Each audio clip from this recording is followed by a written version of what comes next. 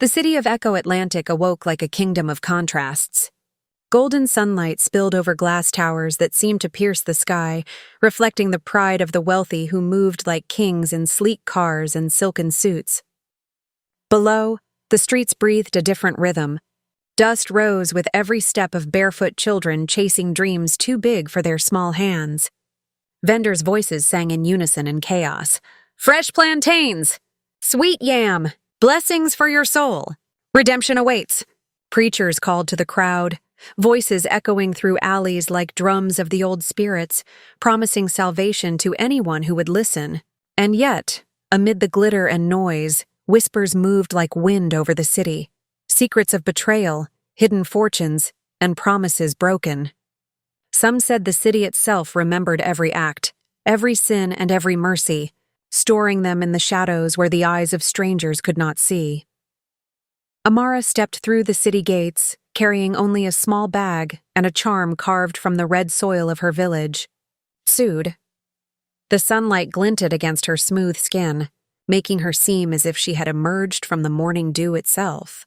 Yet beneath her innocence, there was a weight she could not set down, a destiny written long before her birth. "Grandmother, guide me," she whispered, fingers pressing the charm against her heart. Around her, the city pulsed with life, overwhelming and bright, and still she moved with purpose, every step echoing her village's quiet resilience. People glanced at her as she passed, some with curiosity, some with suspicion, but she held her head high, carrying both hope and the burden of a fate older than she could understand. Across the lagoon, Banana Island glittered like a jewel in the sun, crowned by the mansion of Chief Obinna Kalu. From the outside, it gleamed like gold, a palace built for admiration and envy. Inside, the halls breathed unease. The servants whispered in corners, moving silently along corridors that seemed to remember every betrayal, every injustice. Shadows clung to the walls, and the air carried the weight of secrets, heavy and unbroken. This was no ordinary home. It was a house that spoke in murmurs, a palace where power and fear were stitched into the very walls, waiting for the day when truth might finally walk through the gates. Within that golden fortress, Chief Obinna Kalu sat behind a massive desk, his sharp suits reflecting the daylight streaming through the windows. To the world, he was the image of wealth and authority. Commands flowed from him like water, words cutting deep. But alone, he was a man trapped in his own empire. At night, when guards slept and the mansion's hum softened, he woke drenched in sweat, coughing violently into darkness. His dreams carried the cries of a woman long gone, a spirit calling his name with a voice full of pain and accusation. "Why do you call me so?" he murmured into the empty room, clutching the edge of the desk as if it could anchor him to the living world. In a house filled with gold, he had everything a man could desire.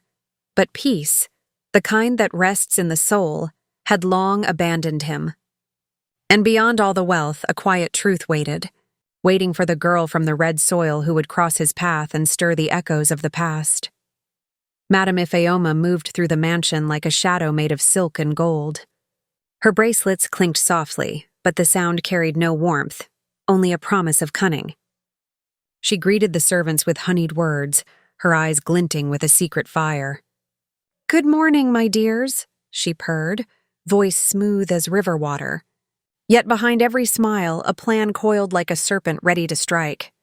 The maids whispered among themselves that she had journeyed into the forest deep beyond the village, to the shrine where spirits of the past spoke in riddles, and returned with eyes that seemed to pierce the veil between life and death. "Beware her kindness," one maid murmured. "It is sharper than any knife."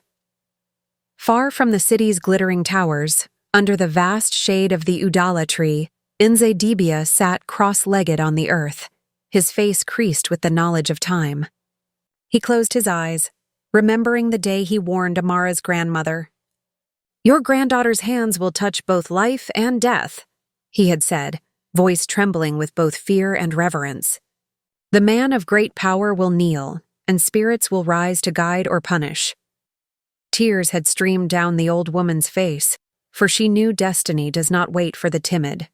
"She will carry the weight of justice and mercy alike," he whispered to the wind, as if speaking to the spirits themselves. The first day Amara stepped into the mansion, she felt the marble beneath her broom hum under her careful strokes. Each sweep echoed softly, as though the walls remembered every whisper, every betrayal.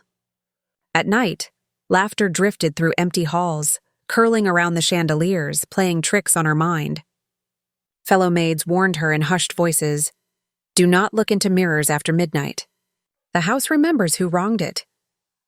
Amara shivered, clutching her grandmother's charm. Yet she pressed on, her curiosity stronger than fear, and her heart braver than the shadows themselves. One afternoon, while dusting the study, her fingers brushed against something unfamiliar beneath the piles of ledgers. She knelt, pulling away a small, carved wooden idol, its surface smooth but eyes dark and watching, as though it could see into her very soul. The air around it chilled, and a faint hum, like distant drums calling from the spirit world, vibrated through her hands. What are you?" she whispered, trembling, her pulse quickening. She could feel the weight of ancient eyes upon her, silent yet accusing. The moment she touched the idol, her vision blurred. The air thickened, and suddenly she saw it.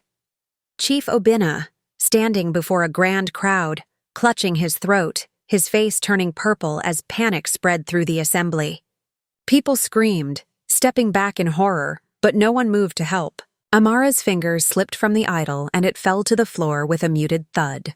Her heart pounded like the drums of her village festival, echoing through her chest. The ancestral hum faded into silence, leaving her alone with fear and the terrible knowledge that destiny had already begun its work. She sank to the floor, whispering to herself, "Grandmother." What am I to do? The charity hall sparkled with crystal chandeliers, and the city's elite raised their glasses in gleaming celebration. Chief Obinna stood tall, a man of power and wealth, commanding attention with every word. Laughter, music, and clinking glasses filled the air, yet the night hid shadows beneath its golden glow. A strange woman approached, her smile gentle, her eyes sharp. She handed him a drink, and in the next heartbeat his breath caught, his hands clutching his throat. Panic erupted, guests screaming and stumbling back, waiters knocking over trays, and the music dying into chaos. From the crowd, Amara's instincts, sharpened by visions and whispered warnings of spirits, propelled her forward. Her heart pounded like the drums of her village, and she did not think. She acted. She grabbed Obinna's face in her trembling hands and pressed her lips to his. A desperate kiss born of courage, destiny, and ancestral power. The hall froze. Time seemed to hold its breath. Slowly, the choking stopped. Air filled his lungs, and his eyes opened wide. Cameras flashed, people gasped, and whispers raced like wind through the hall. The maid, unnoticed yesterday, had just saved Lagos's richest man, a simple girl, yet fate had written this moment long before her birth. Obinna sank to a chair, gasping, his eyes finding Amara's across the glittering hall. Something unspoken passed between them, recognition older than life itself. Not love, but a stirring of ancient spirits, a thread connecting past wrongs, justice and redemption. The crowd murmured, uncertain, sensing a force beyond understanding. The lights flickered, and in the unseen corners of the world, old spirits smiled, drums of destiny beating silently as if marking the beginning of a new reckoning. The next morning, Lagos awoke with a hunger for scandal. Street vendors shouted the story, radio hosts mocked with laughter, and social media erupted in cruel memes. Headlines screamed, "Poor maid kisses billionaire boss." The city itself, a living, breathing spirit, devoured reputations as easily as fire consumes dry grass. Every whispered conversation, every sideways glance in offices and markets, carried the tale of the girl who dared, of the man who nearly died. Within his mansion, Obinna felt the tremors of his empire. Investors hesitated, partners murmured doubt, and the board questioned his judgment. Pride cracked like aged wood. Yet in the quiet of his chamber, away from the world's eyes, he felt something he had never known: relief, strength, and a strange warmth lingering from Amara's touch. Confusion mixed with awe. The kiss had not only saved his life, but stirred something deeper, a freedom and humility he could not yet name. Madame Ifeoma watched from the shadows, her gold bracelets jingling like distant bells of warning. She leaned close to Obinna, voice sweet and honeyed, words dripping venom. "Brother, the girl used juju on you. A spell to bind your soul. She came to take what is yours." Her eyes glinted with unspoken ambition, every syllable a calculated step toward power. She fed his fear and paranoia, urging him to act before the scandal destroyed him, all while weaving her true plan, to inherit everything he might leave behind. Obinna's heart pounded with confusion and distrust, the weight of past mistakes pressing on him, and the shadow of the serpent behind the curtain grew ever longer. Amara stumbled through the crowded streets of Lagos, her small bundle clutched tightly to her chest. The faces around her were unkind, strangers pointing and whispering, their eyes sharp with judgment. Even the servants she had once worked alongside avoided her gaze, crossing to the other side of the street as though she carried a shadow that could poison them. Tears streaked her cheeks as she whispered to herself, "I only wanted to save him." Her grandmother's charm pressed into her palm felt heavy with unspoken warnings, yet it offered the faintest comfort in the cruel city that had turned its back on her. Each step toward her tiny room echoed like the heartbeat of a world that no longer welcomed innocence.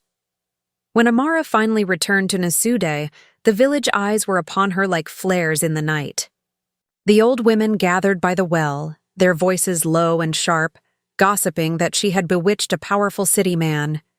Children skipped past her, chanting songs she had never imagined. The maid who kissed power. The maid who kissed power.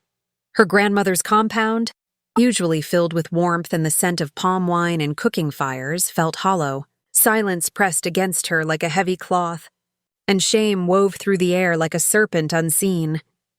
That night, a storm tore through the sky, lightning slicing through darkness and wind howling as if spirits marched across the land. There was a knock at her door, and when Amara opened it, Nze Dibia stood there, tall and unyielding, his staff glowing faintly, eyes piercing beyond the living. "Child," he said, voice deep and resonant, "the blood that flows in you is the blood of the woman Obinna wronged. Her pain sleeps in your spirit." The seer's words fell like stones on her chest. He revealed the truth. The kiss was no accident, no act of spite, but the awakening of an ancestral curse. Fate demanded it. Justice required it. Amara's body trembled as the weight of revelation sank deep. Her mother, the maid falsely accused and crushed under the arrogance of power, had lived through her, waiting for destiny to speak. The curse would not rest until pride bowed to humility, until the man of power understood the scales of justice. Tears streamed, not from fear, but from the embrace of a destiny far greater than herself.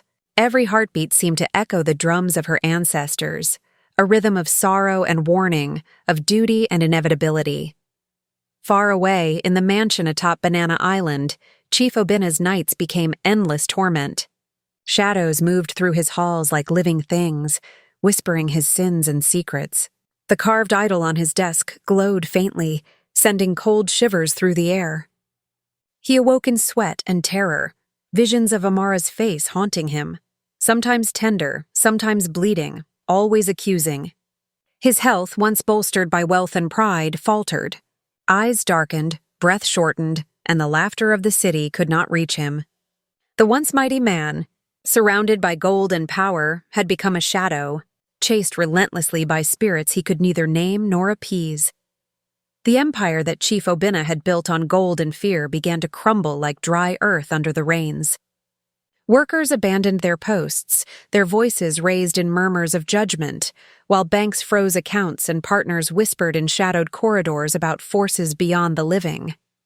Madame Ifeoma moved like a serpent through the chaos, her laughter echoing through the halls that once trembled under Obinna's command. She signed papers with delicate fingers, eyes glinting with ambition, and declared herself mistress of companies that had once been his kingdom. Obinna stood in the corner of his glass-walled office, the city's sunlight failing to warm him, and felt the weight of truth settle on his chest. Power is empty when the heart has no peace. He pressed a hand to his chest, feeling the tremors of fear and regret ripple through him, as if the spirits themselves were shaking their heads in silent judgment. Guilt drove him from the city like a wind that cannot be denied. Behind the wheel of his sleek black car, Obinna traveled dusty roads that led into the heart of Nsuda, each mile a step into reckoning. The fields rolled past like old memories, the wind carrying whispers of past wrongs. When he reached the village, his eyes fell upon fresh ashes where his search should have ended in comfort. The compound of Amara's grandmother burned, the hut reduced to smoldering reminders of life and loss. He stepped out, the soles of his shoes crunching on the red soil, heart heavy, hands trembling, and whispered, "What have I done?" Among the ashes, something small and familiar glimmered.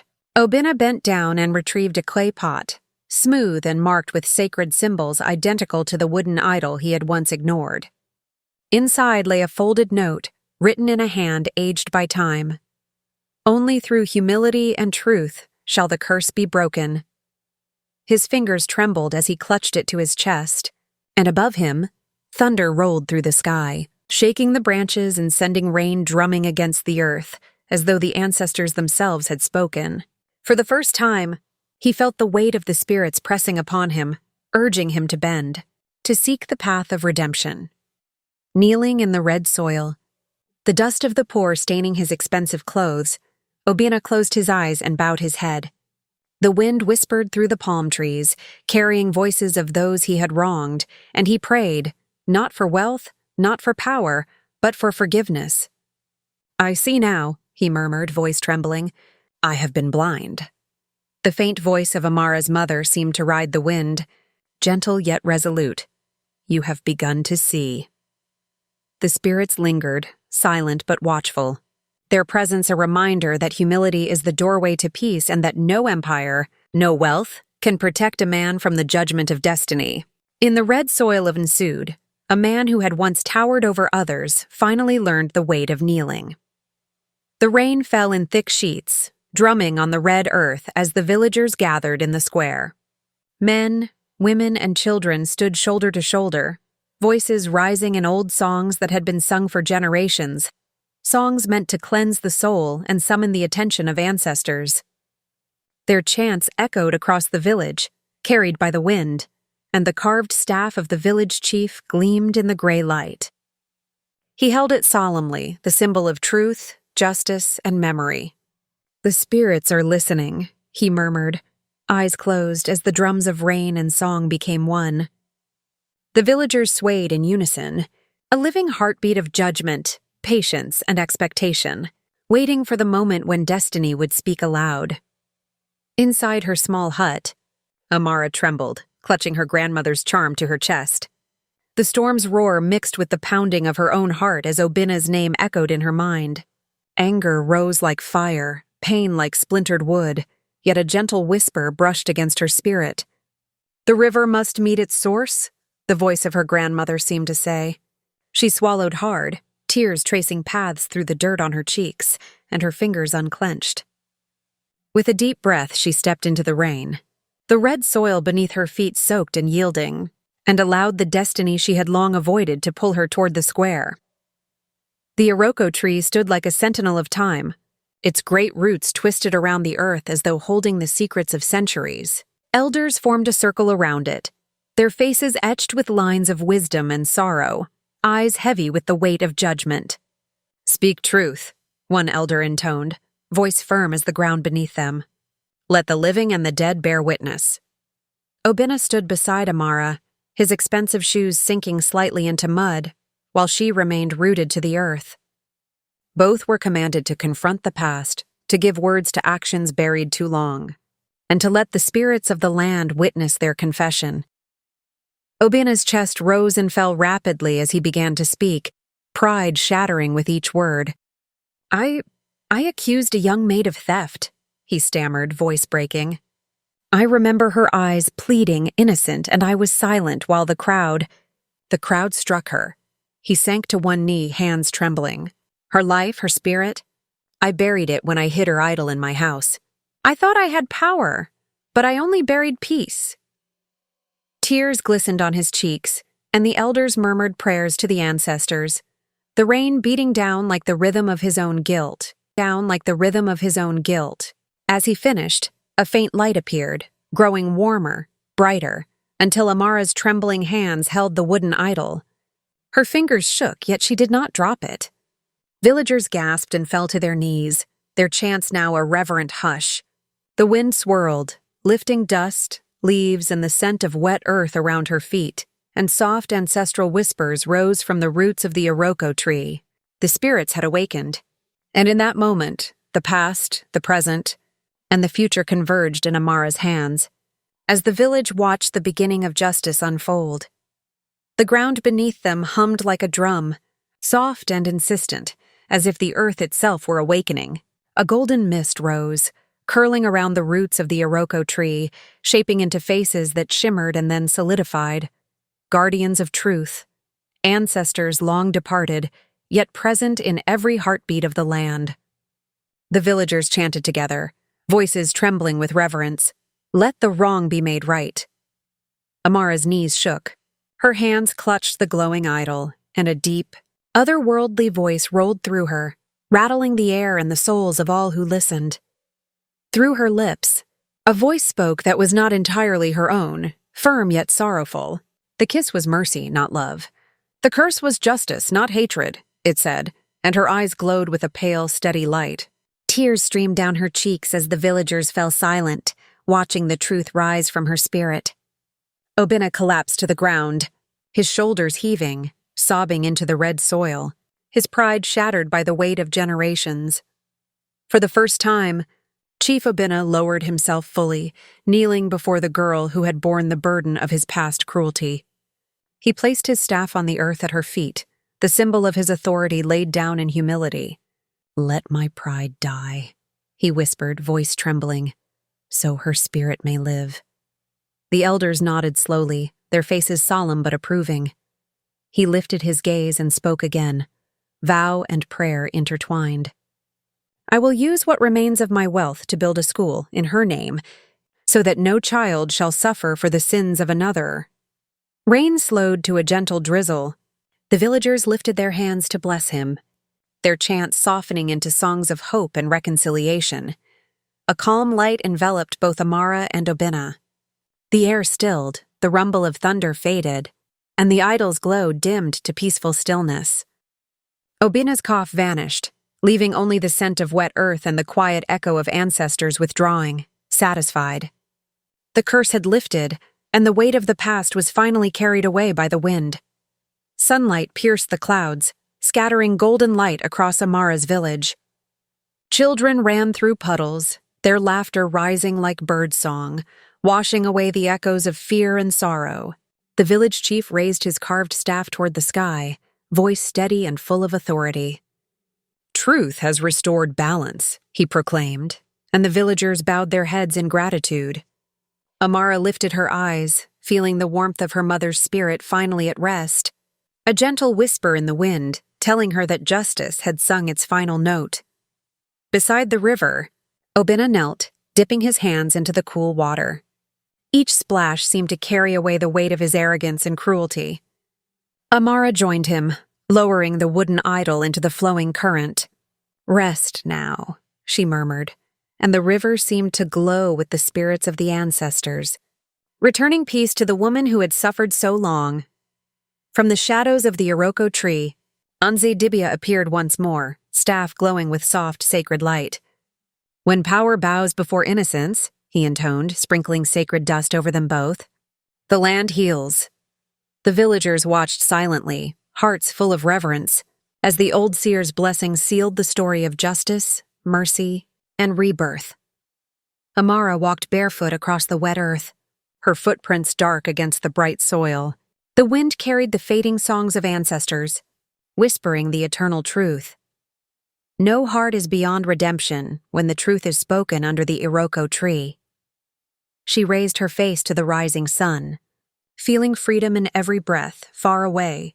Echo Atlantic City awoke beneath the same golden light, the sun now a messenger of new beginnings.